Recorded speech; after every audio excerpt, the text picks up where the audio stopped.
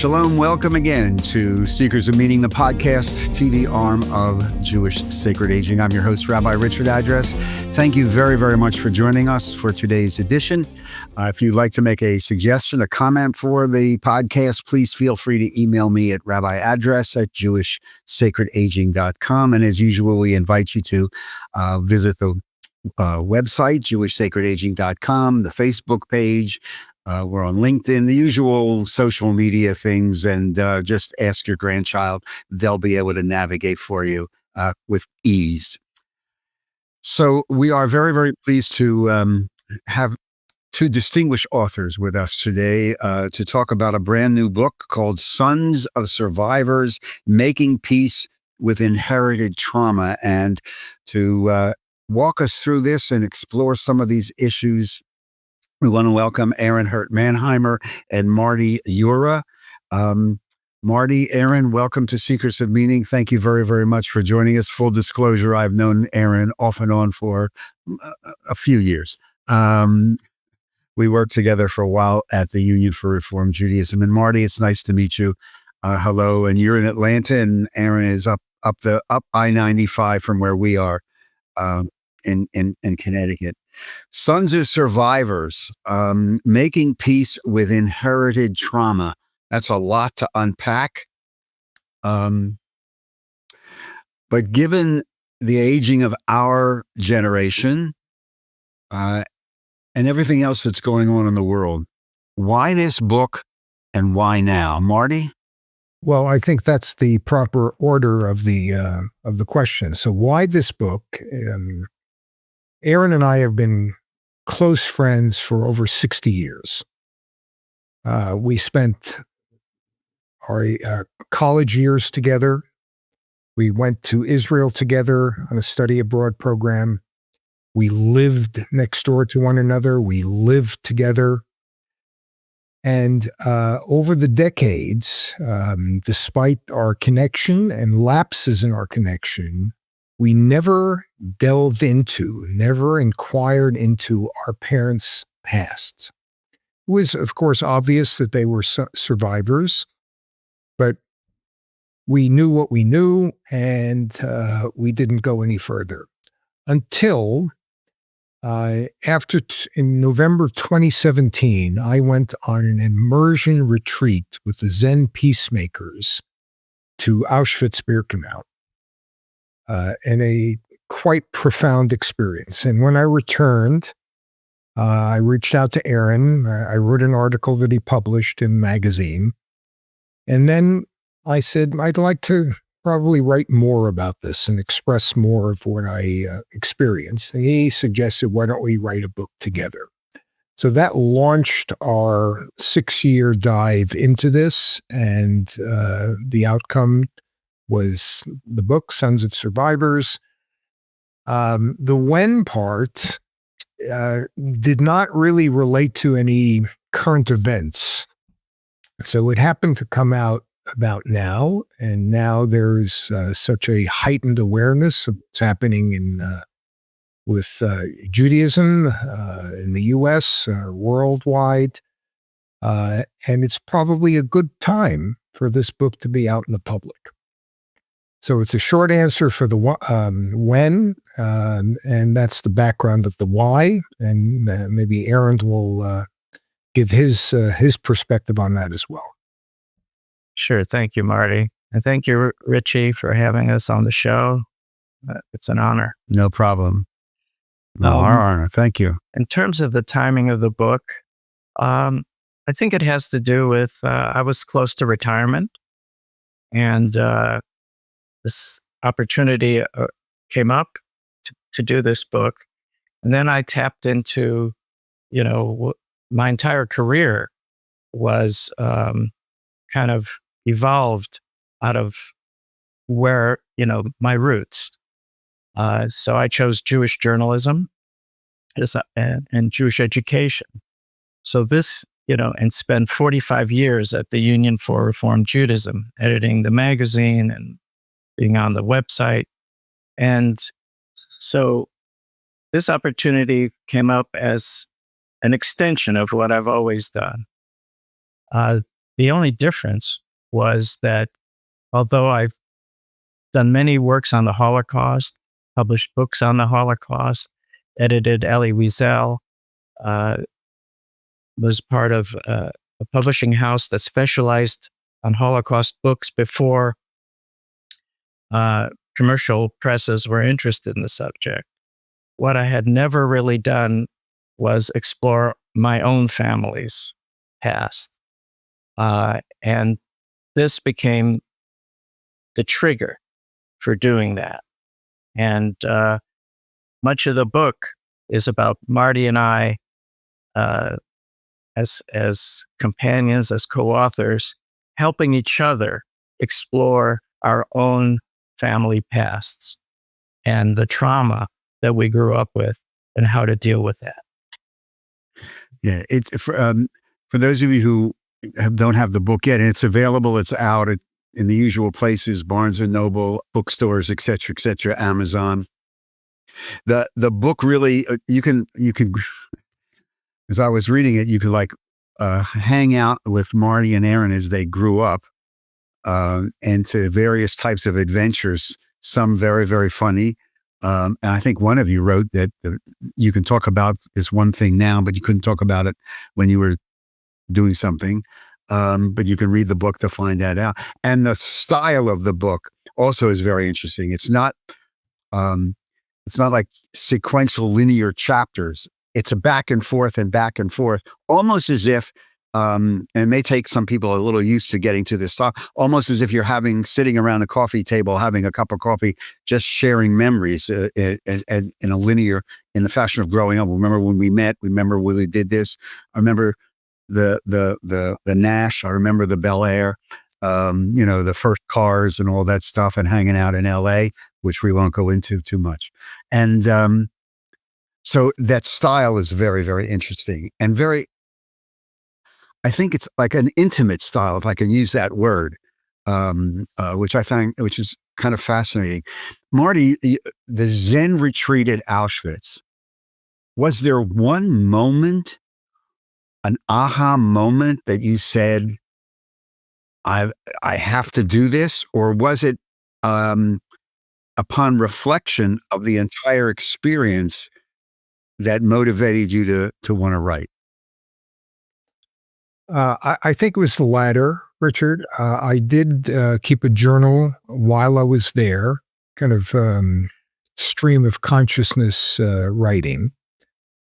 I posted something on Facebook. Someone said, I smell the makings of a book here. And that's when I spoke with Aaron about taking this further. But it was not an aha moment. I think it was a culmination kind of leading up to this. My wife had nudged me for decades to do this, but I was not prepared until I was. And like Aaron alluded to, we leaned on each other heavily to do this. Doing this alone would not have resulted in anything like what we ended up with. So the collaboration was integral to this. And the timing, I don't assign the timing to any external events other than, it was time. Now you guys grew up a little different. Where did you meet? Where was that first instance of friendship that you connected with each other? Aaron? Yeah, we actually met at a poker game, a neighborhood poker game in Los Angeles. Marty had just moved to LA from the Bronx, New York, and I was already living there for a few years. I grew up in Cleveland. Well, we both ended up in LA. And here, Marty was looking to meet people, looking for friends. And somebody suggested that he looked for some friends from the survivor community. Because that's the world we basically lived in. And it turned out that the guy who was having the poker game, we were going into our senior year of high school. His father was also in a concentration camp. So Marty, decides he's going to try this out, but what does he have to lose? And that's where we met. We met at this poker game. And at the end of the at the end of the game, we walked home to, we walked each other to our homes, and we were shocked to find out that we lived in adjacent buildings, in adjacent apartment buildings. And it was, after that point that we became very friendly through high school, or very close. First 2 years of UCLA, we were very close. And then after the Six Day War in 1968, we both decided to go to Israel for a Tel Aviv University junior year abroad program. So we knew each other in Israel as well. And later, when we both made Aliyah to Israel, and Marty was in the Israel Defense Forces. So that's how we met. Everything seems coincidental, but nothing in our lives have been coincidental. So Marty, you're raised in New York, in the Bronx. Aaron's raised in the beginning in Cleveland. Where your family, your parents carry the Holocaust with them. Where are those parents from? Marty, what's your yichus? Your parents are from where? Well, so my father's from Bendin, my mother's from Sosnovitz. And later on, after decades of Aaron and my friendship, we learned that his father was from Bendin as well. Right. And his mother, I think, from Dąbrowa. So southwestern Poland, Right. mostly a Jewish town, but not exclusively.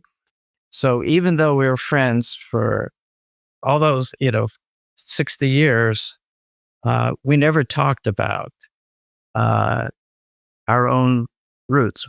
As Marty said, we knew that we were children of survivors.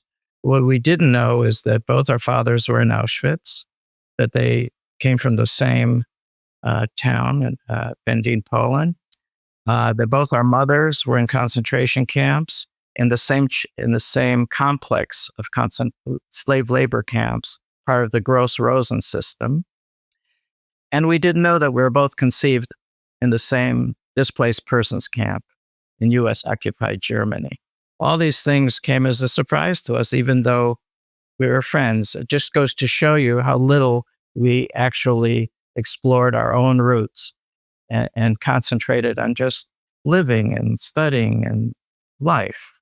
So, all this, when we realized these things, but the thing is, we thought initially that this book would be, like you said, a conversation. And Marty flew up from Atlanta. We spent a few days together, and we started taping a conversation. And that's when we realized that we hardly knew anything about our own families. And there were huge gaps. And that's why it took 6 years. It didn't take a few weeks, to record this and we have a book, but rather, okay, now we have to start, and we have to do the research, and we have to ask questions of people. So the book grew out of that first encounter, out of what we didn't know.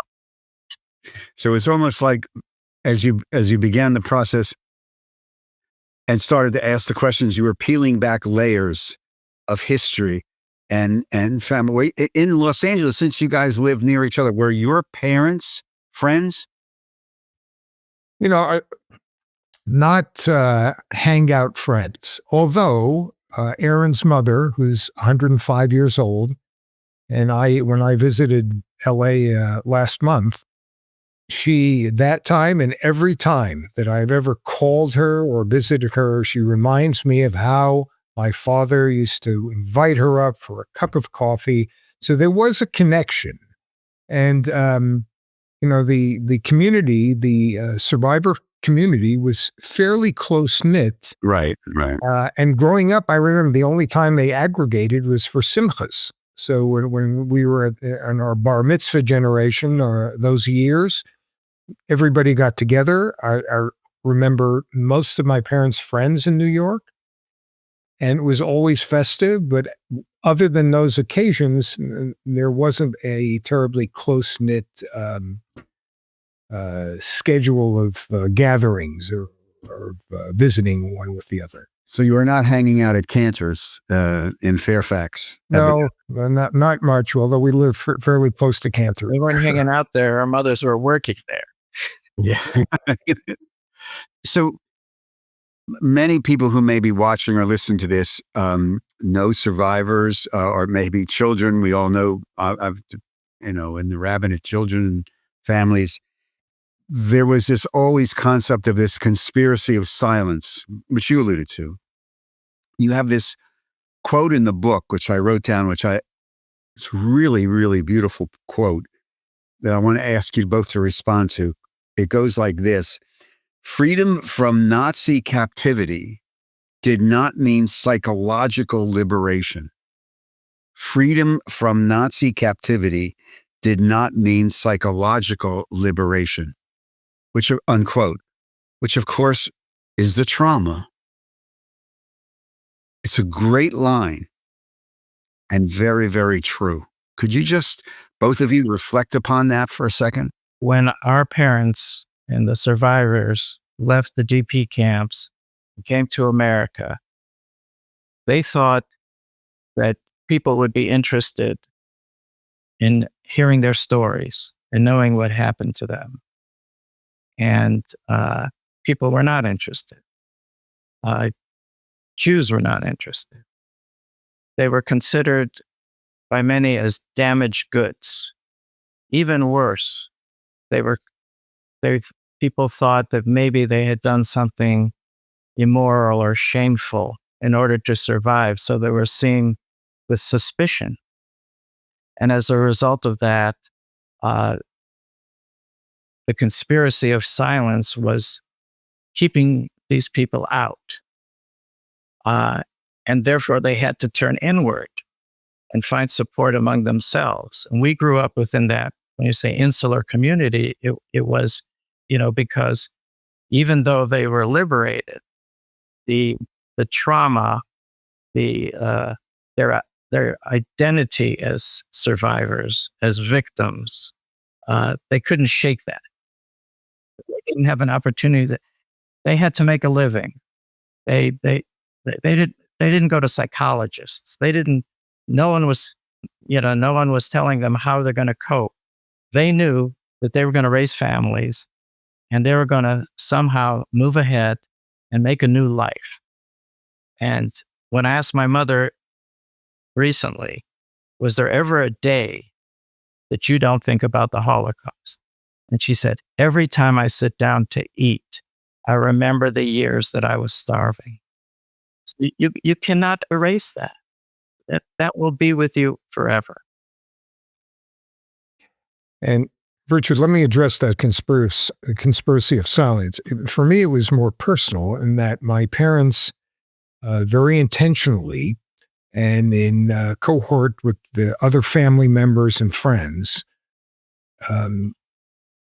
did not disclose some very salient events that had occurred to them in order to ease my soul here, not to expose me to some of those horrors. And they were, even the fact that my father had a family, had a wife and 2 daughters who were killed at Auschwitz. That was the conspiracy. That is kind of the flagship of the conspiracy of silence. They did not want me to know that. And at some point they did tell me. I was 20 years old. But other details, that it went both ways. I didn't ask. So it was in the background. That was the context. And it also, not to have it be pejorative to look at it like that, it also, I think, empowered them to leave the past behind as much as they could as a generation, not only our parents, but move forward. This was America. This was, anything was possible. It was welcoming. And that was the other side of the conspiracy of silence. Whether one was better or the other, We don't know. In our cases, Aaron's parents were more disclosing, certainly, than mine. Didn't make much of a difference. What did trickle down, what did transfer, is what you referred to, that load, that suffering, that damage on their nervous systems of what they had experienced. Was writing this book therapeutic to the both of you? Did you feel, in a sense, some sense of liberation or closure when you finished? It was Hugely. it was very Huge. hugely Yes. yeah, it was hugely powerfully positive experience, and it allowed us to look at our trauma in many ways together, which as Marty alluded to is very, very important to have somebody when you're feeling something like you want to cry. You call your friend and you say, "This is really getting to me." Marty found it easy to cry, easy to express his emotions, but in a kind of a limited way. He would react. He was very reactive to things, especially when a parent lost a child.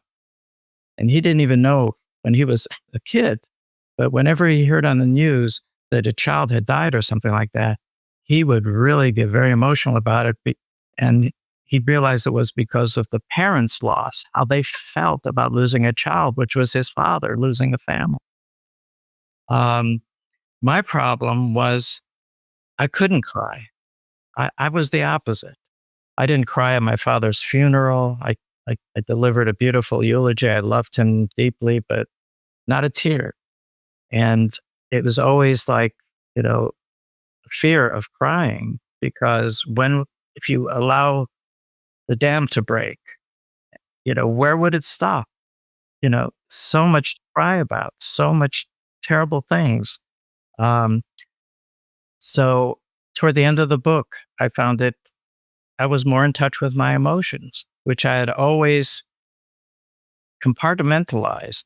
And I even wrote an article called Knowledge Makes You Free, Arbeit macht frei. Knowledge makes you free. I felt for all those years, the more I knew, the more I could deal with it cognitively, the easier it would be on my emotions. And by doing this book, I realized that that just doesn't work. The more you know, it did not ease my emotions. I had to deal with my emotions. And and through this process, I'm much more in touch with it.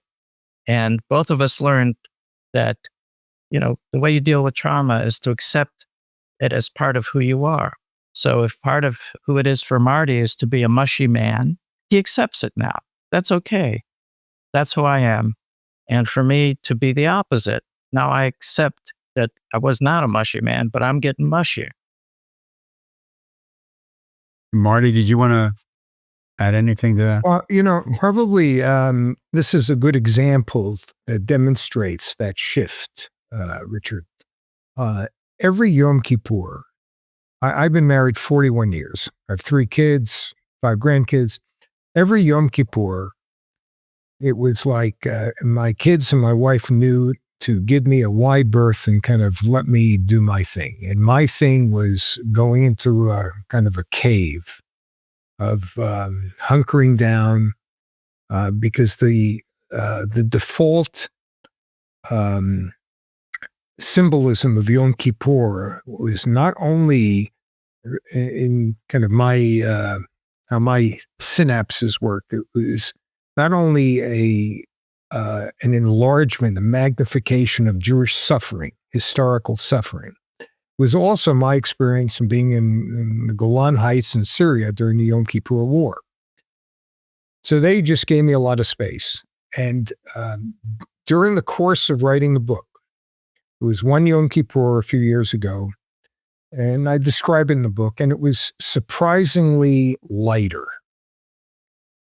And by the way, that was the day, I think, Aaron, you shared your father's eulogy and what you had written in for his eulogy. And then a couple of weeks ago on Yom Kippur, I realized it's not that it wasn't the same Yom Kippur, it wasn't the same me. And that shift, that looking forward to it, that taking advantage of the opportunity to reflect, to kind of be quiet, without that load bearing down on me, that was a demonstration for me of the shift, of the transformation as a result of what Aaron and I have done. We're speaking with Aaron Hirt-Manheimer and Marty Yura, the authors of a brand new, very, very, very powerful book, Sons of Survivors, Making Peace with Inherited Trauma. The shift between the Holocaust generation who came to the United States of America to, as you alluded to make a new life, and now our generation, the kids of those in America, very, very different attempt. You have this little vignette, Marty, about the way I read it was, I want to be an American. I'm an American. I'm living in the United States. So what do I do? I want to join the Scouts. So just walk me through that. It was like, hey, I'm an American. I'm not carrying. I'm going to join the Boy. I'm going to be a Boy Scout. That's how I can, true American. Yeah, I mean, that was the, I guess, part of that trajectory. At some point, though, after Aaron and I spent that initial year studying in Israel, we came back as only young men, well, young people can, just fervent, impassioned with Israel, and clear that that's what we're going to do. We're going to end up there. And it was a similar dynamic, kind of replacing Israel with America.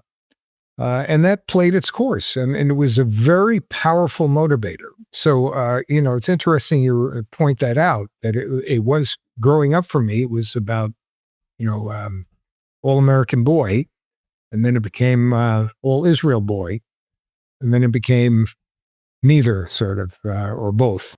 No, it's the juxtaposition, the way you structured the book, of carrying this from your parents, but yet trying to make it here in the United States as kids, as teenagers. You're growing up, and you have this.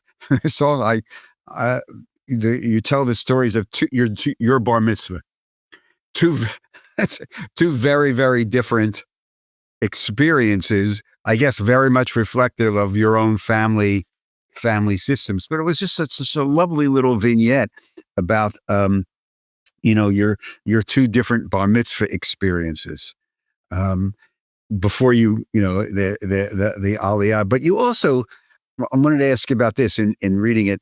You make a point of the impact of the Eichmann trial. What was that? Well, for me, it was the first time that my mother shared anything about her experience in the Holocaust. So we used to watch it together and watch the news. I remember Jim McKay, who was the ABC anchor, and how empathic he was about reporting on the trial. But my mother told me some stories, not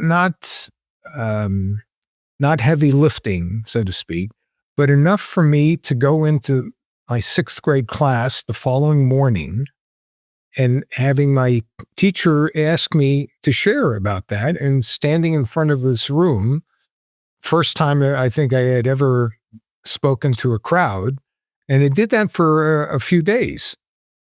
So that was kind of that shift point of what was not talked about previously was a bit uncovered in a way that apparently was palatable for me and not oppressive. Didn't hear any of my father's stories, and he went through a far more intense, death-filled experience in his time at Auschwitz, and even in the ghetto at Ben Bean. What Aaron was? What was that? The trial. How did it impact you? It didn't at the time, and I think maybe because my parents didn't tune in, you know. Oh, So you know, that in itself, uh, had very little impact in terms of what I knew. What I knew, uh, Marty had suggested that his parents didn't tell him anything, and what I knew was limited and specific. But but both in my mother's case and my father's case, what I knew was what happened when they were liberated. They had been engaged to be married before the war, and not before the war, but during the occupation. 1941, they were engaged to be married. Um, then Hitler comes in. They have an engagement party at my mother's town, Dumbrava, and they were going to have one a week later in Bendine, my father's town. And during that in between, my mother was sent off to concentration camp. Okay. So that story I knew.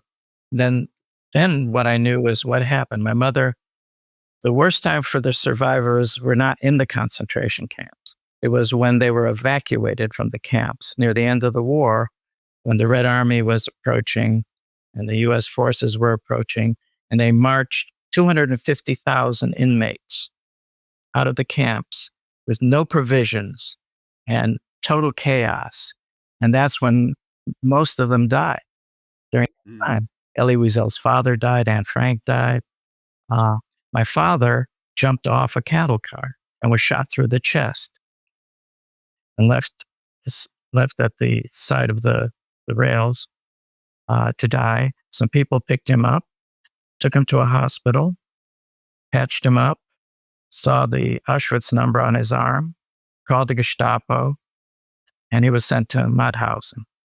I later learned it was 3 weeks from the time that he was shot to the time that he was sent to Mauthausen concentration camp for special punishment as an escapee. The Americans liberated the camp on May 5th, 1945, and pulled his skeletal body off a pile of corpses. That was May 5th, 1945. On May 5th, 1945, my mother was almost at the end of a death march. She could no longer move. She could no longer walk. So she and 20 other women were put on the back of a truck to be driven to the woods to be shot. And just then an American fighter plane strafed the truck, and the 2 German women guards were hit, and none of the prisoners were hit. At that moment, my mother jumped off the train. She could jump, but off the truck with her friend, Zipporah, who she had shared a bunk with in concentration camp. To have a buddy was to give you a greater chance of survival. She practically had to pull her friend off, didn't want to leave. They went into the woods, and that was the end of the war for them. Okay. Same day as my father was liberated from Mauthausen. And then they found each other in the DP camp where they married in 1947. So that's 6 years after their engagement. And I was born a year later at the camp of Feldafing. So that's what I knew. And I realized that I had never talked to my father about what happened to him in the Holocaust. And if there's time, I'll tell you how, Marty learned a lot from going to Auschwitz. I've been to Auschwitz 3 times, but I learned the most from a book that was a memoir that my father's brother wrote that I had for 50 years and didn't. It was written in Buenos Aires in Spanish. I didn't have it translated. That's where I learned what happened to my family in Bendine. But only because we did this book did I crack it open. The experiences just continue to open up, as you say, crack open the past, but also cracks open parts of your own soul. The question then is, how did you translate all of this trauma, your experience, your feelings to your own children and grandchildren? How have you done that? Well, it was always apparent to my grandchildren are too young. The oldest is 10 and they down from there. But to our kids, they always knew about my parents. They knew my mother. My father was not alive after they were born. So they knew there was an awareness. But the biggest opening was, I think, 2012. One of my daughters invited me. So she interviewed me on air about my father. And then subsequent to that recording, they called us back for another interview. And then they broadcasted on NPR. And that was the first time that I got to share with my daughter. And it was, that mushiness. I've always been mushy. So it was an emotional half hour. But until we wrote this book, we never really did anything more. But we each interviewed our kids and one of Aaron's grandchildren as well. One of his grandchildren. And they knew. And part of the book is how they learned about their family history and how it plays out now, their relationship. So the book, the details, just the disclosure had an effect on them. Yes. Well, I think we followed somewhat our own family traditions, and Marty didn't initiate, but he responded when they asked him things. I was more of an initiator, and I would talk to my kids about the Holocaust. And mostly I wanted them to learn one lesson. And that lesson is in normal times, you will do well. You will do well in every way. You have the education, the family support, the values, each other. You will succeed in whatever you do. But all bets are off if the world goes upside down the way it did for the Jews of Europe. In a topsy-turvy world, you have to be prepared for that because you cannot count on anything and you can't trust people. So they grew up with that. Each of them took it in their own way, and we describe it in the book, how each of them took it. My daughter says, I may be, you're second generation. I'm more like you. I'm second generation. My mindset is just like you. My two sons, one believes that our family, everything about our family's survival is a miracle. There's a guardian angel. Really don't have to worry about anything because this guardian angel is going to protect us. And he's a risk taker, because the guardian angel. And the other son says, we can't have all our eggs in one basket. We're very lucky that we have family in Argentina. He's got a place in Ghana, West Africa.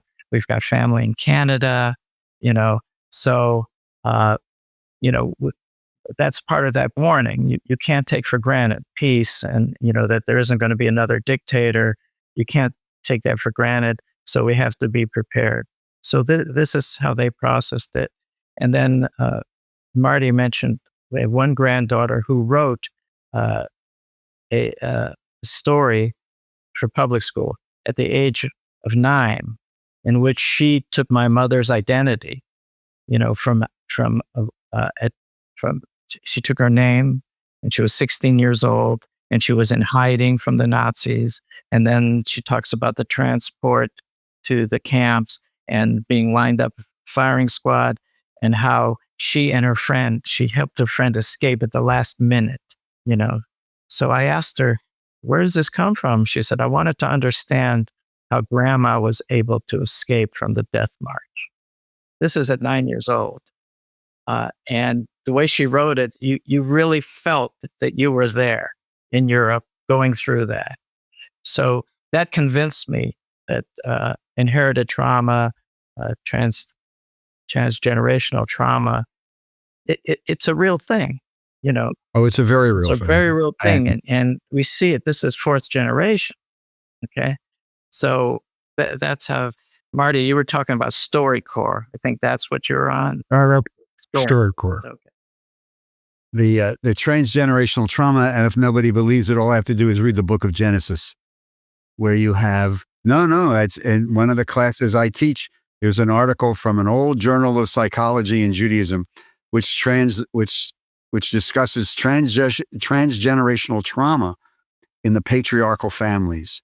And if you take a look at every mental health professional I've talked to said, this is just a model of what happens. And sometimes when you have these types of traumatic experiences that get translated each in their own generational modality through the generations. So before we run out of time, and we're just about up against the clock, I got to ask you this question, because you've walked this walk with your parents, with your own souls. You've written this book. We're in the middle of, let's say, interesting times. So I'll just ask you very simply, Marty, Aaron, can this happen here? Can what? Your parents? Can this happen in the United States of America?